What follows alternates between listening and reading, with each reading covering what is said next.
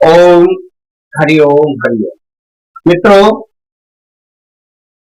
7 तारीख सितंबर को कृष्ण जन्माष्टमी का दिन है। बड़ा ही शुभ दिन है, बड़ा ही अच्छा दिन।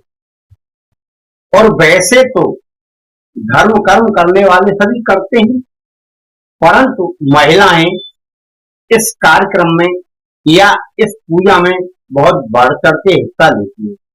और या फिर लेते हैं बुजुर्ग लोग, परंतु बुजुर्ग लोग कुछ करने लायक नहीं है।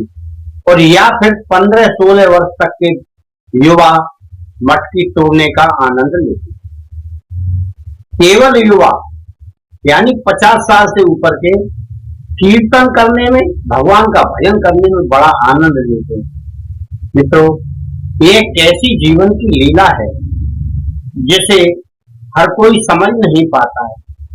जिसे भगवान के स्मरण की जरूरत है वह भगवान का स्मरण नहीं कर रहा है, जिसे जरूरत नहीं है वह भगवान का स्मरण कर रहा है। यानी एक गृहस्थ को भगवान का स्मरण करना चाहिए, जिससे वह सब कुछ प्राप्त कर सके। उससे उससे विनती करना चाहिए, उनके मंत्रों का जाप करना चाहिए, नियम से और टाइम से उनका पूजन भजन करके उनसे प्रार्थना करनी चाहिए। परंतु वह नहीं करता। क्यों? तो उस पर टाइम नहीं है। लक्ष्मी जी के पर पीछे दौड़ रहा है। अरे भाई, लक्ष्मी जी तो विष्णु जी के पीछे जाएंगी, और विष्णु जी के रूप आप जानते ही हो। चाहे आप कृष्ण कहो, चाहे राम कहो, चाहे विष्णु कहो, चाहे हरिओम कहो, उनका रूप आपने समझ लिया या उनकी शक्ति समझ ली, तब तो सब चीज समझ गए। अब दो चीज है कि या तो शक्ति को पकड़ो उसकी, जैसे कोई अपना दुश्मन है, या तो उसकी शक्ति को खींच लो, या फिर उस दुश्मन से मित्रता करो। वही ईश्वर का हाल है। या तो उस ईश्वर की शक्ति को प्राप्त करने की कोशिश करो, या ईश्वर के प्रेमी हो जाओ, तब तो आपको सब कुछ प्राप्त होगा। अगर आप उनके प्रेमी हो गए तो प्रेम में वह सब कुछ न्योछावर कर देंगे। जैसे उन्होंने अपने कई भक्तों पर बहुत कुछ प्रदान किया, आपने देखा होगा और सुना भी होगा। जो लोग कथावाचक है वो बताते भी हैं। द्रौपदी ने एक अपनी साड़ी फाड़कर कपड़ा लपेटा था, उसके बदले में तो मेरा मन भावुक हो गया।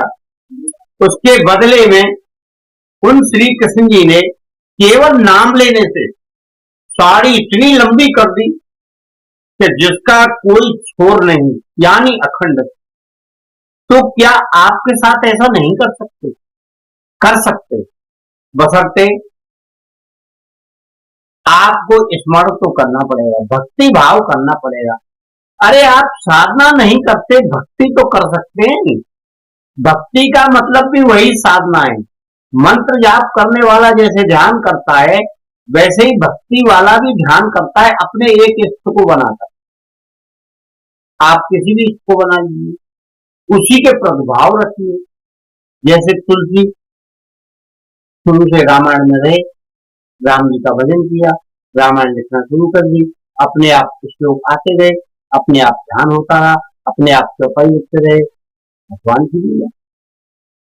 तो इस तरह का कार्य, यानी बुद्धि भी तो वहीं से मिलती है, ईश्वर से। पर मित्रों, आज मुझे वह एक बात याद आ गई थी लेते लेते, तो अभी आज मैं दोपहर में यह वीडियो बना रहा हूं। मित्रों, कल की कृष्ण जन्माष्टमी, आप भरपूर आनंद लीजिए।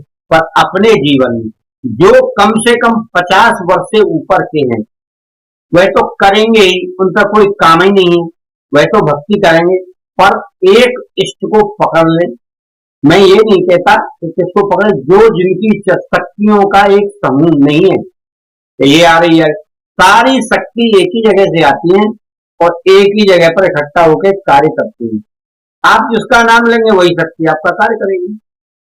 लोग भ्रमित हो रहे हैं, हनुमान जी, राम जी, सीता जी, लक्ष्मण जी, महालक्ष्मी जी, काली जी, भैरव जी। अरे भाई, भटक क्यों रहे हो? आपकी समझ में जो आ रहा है, अच्छा लग रहा है, उसका स्मरण करते जाइए, सारी शक्ति उनके थ्रू आना शुरू हो जाएगी। ये हमारी मन की शक्ति ही है मित्रों, आप उसे नहीं समझ पा रहे।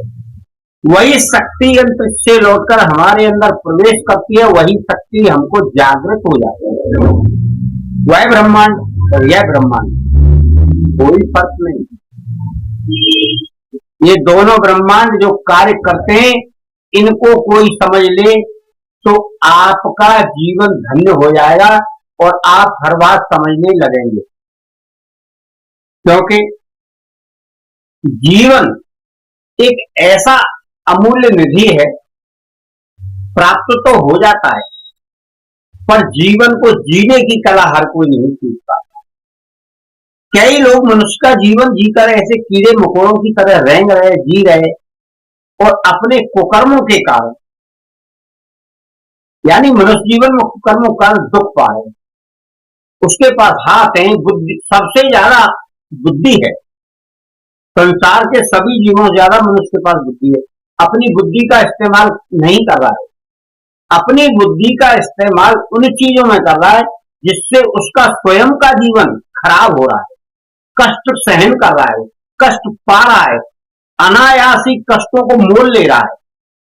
मित्रों, अब मैं आपको क्या बताऊं, आप स्वयं ही शायद कुछ कुछ अनुभव आपको हुए होंगे अपने जीवन में, और उनका परिणाम भी आपने देखा होगा।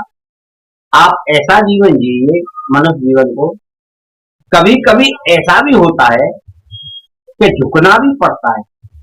कम उम्र का कोई व्यक्ति ज्ञानी होता है तो उसके सामने बुजुर्ग भी झुकते हैं, पैर छूते हैं। उसका कारण क्या है? क्या उस प्रतिमा को या उस मनुष्य को हम पैर छुए? नहीं, उसके ज्ञान, उसकी शक्ति को हम प्रणाम कर रहे हैं और सिरोधार्य कर रहे हैं कि आपकी शक्ति जो परमात्मा ने, ईश्वर ने आपको प्रदान की, उसको प्रणाम करते हैं। ऐसे मनुष्य तो बहुत घूमते हैं, हम उन्हें क्यों नहीं करते? तो यह सब ज्ञान आप प्राप्त करते हुए बहुत सारी कथाएं सुनी होंगी, भागवत सुने होंगे और गीता भी सुनी होगी और जगह जगह प्रवचन भी सुने होंगे, परंतु आपने कभी सोचा? नहीं सोचा। बहुत सारे लोग तो प्रसाद के लिए जाते हैं, बहुत सारे लोग मनोरंजन के लिए जाते हैं, और कुछ युवा लोग किसी और कार्य के लिए जाता है। मैं यहाँ बोलना उचित नहीं। और कुछ कुछ लोग जूता चुराने जाते हैं, कोई जेब काटने जाता है। जैसा जिसका कर्म कर रहा है, वो ये सोच रहा है कि जो है अभी है, उसके बाद पता नहीं क्या होगा। पता तब लगता है जब वो सैया पर, यानी चारपाई पर बीमार होकर उठकर पानी भी नहीं पी सकता, टट्टी भी नहीं जा सकता, पेशाब भी नहीं जा सकता, तब उसको ईश्वर का ध्यान आएगा। ईश्वर क्या करेंगे? सारा भंडार तो तुमने भर लिया, अब जब पापों का घड़ा आपके पास बगल में है तो ईश्वर क्या करे? भाई इनको भोगो। इसीलिए मैं मित्रों कहता हूं, ये हम बात मानते हैं कि गृहस्थ जीवन में कुछ पाप कर्म हो जाते हैं, कुछ अनायास भी होते हैं, कुछ जानबूझ के भी करना पड़ते हैं, मगर मित्रों उसका परिणाम तो भोगना पड़ेगा ना। आपने देखा होगा, भीष्म पिता ने अनायास ही उस सर्प को फेंका था, पर वह सर्प कहां गिरा उसने यह नहीं देखा, उसका परिणाम उन्हें कैसे भोगना पड़ा। आपको ये साक्षात प्रमाण है। 100 वर्ष की उसको अपनी पूरी जन्म कुंडली आती, यानी 100 जन्म की 101 जन्म में यह हुआ था। उसी का प्रश्न श्री कृष्ण जी से पूछा था तो महाराज आप ये बताइए, अब तो मर ही रहा हूं मैं, कि ये मेरे कौन से जन्म में, मैंने तो पूरे जन्म देख लिए, मेरे जन्म में ऐसा नहीं हुआ, इसका परिणाम क्या है? तब उन्होंने बताया 101 जन्म पहले की घटना है कि तुम राजा थे, जा रहे थे, सामने सर्प आया था और तुमने बाण से उठाकर उसे फेंका, वो करील में अटका, उसके पूरे कांटे छिड़ गए। तो अगर हम किसी चीज को जानते नहीं है तो सुनकर सीखते हैं तो उसका परिणाम भी पता लगता है। जब छोटा बच्चा नहीं जानता है, पढ़ने के लिए जाता है तो उसको सिखाते हैं आ क्या होता है?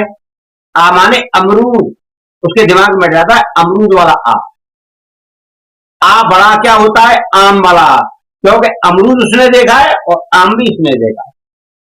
और ई से इमली, इमली भी उसने देखी है, चित्र बना रहता है।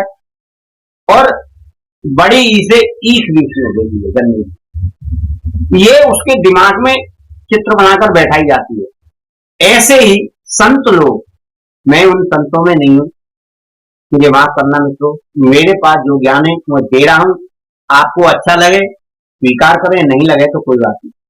बहुत बड़े बड़े संतों ने इस प्रकार के दृष्टांत देकर लोगों को समझाने की कोशिश की है कि व्यक्ति कैसे समझे। बड़े ही सरल उदाहरण दे देकर उन्होंने अपने वक्तव्यों को समझाया है। व्यक्ति समझे और उन्नति के मार्ग पर चले, और भगवान जहां रहते हैं, यानी भगवान की शक्ति जहां प्राप्त होगी, उस रास्ते पर चलेगा तो स्वयं आ जाएगी। कांटे हमारे जो चारों ओर रहते वो दूर है। तो साधना तो बहुत बड़ी चीज है। अगर हम अपने जीवन को सरल बना के भी जीना करते, वो भी एक साधना है। तो कोई गलती वाली हो क्षमा करना। जय गुरुदेव। मेरे ऊपर प्रभु की कृपा है, ये आपके ऊपर भी जैसी है। मैं यह वीडियो केवल इसलिए बना रहा हूँ कि मेरी याददाश्त मरने के बाद भी रहेगी, और आप लोगों को कुछ लाभ भी प्राप्त होगा। जो मेरे पास है वो आपको दे रहा हूँ, आप भी कर सकते हैं। आप ऐसा नहीं वीडियो बनाकर करें, आप 4 से 10 लोगों को पास बिठाइए, बोलिए और उनको ज्ञान दीजिए जितना आप जानते हैं। किसी को गलत सलाह मत दीजिए, क्योंकि गलत सलाह देने से उसका जीवन नष्ट होगा, आपका भी होगा, और उसका परिणाम तो फिर गलत काम का गलत परिणाम होता है। आपका मंगल हो। मुझे बड़ा प्रिय लगते हैं आप, और आपको सोच सोच कर मैं ये सोचता हूँ कि आप कुछ ऐसा करें कि जिससे आपके जीवन का उद्धार हो। तो मैं अब आपको बहुत सारी बातें बताना चाहता था, पर क्या है कि वीडियो लंबी होने के कारण लोग उसे नेग्लेक्ट कर देते हैं। बट नॉन, मतलब आई कैन डू इट। मैं चाहता हूँ कि आप वीडियो मेरी देखें। मैं इसलिए वीडियो नहीं बताया कि आप देखें नहीं, जब आप देखेंगे नहीं तो आपको ज्ञान करा प्राप्त कहां से।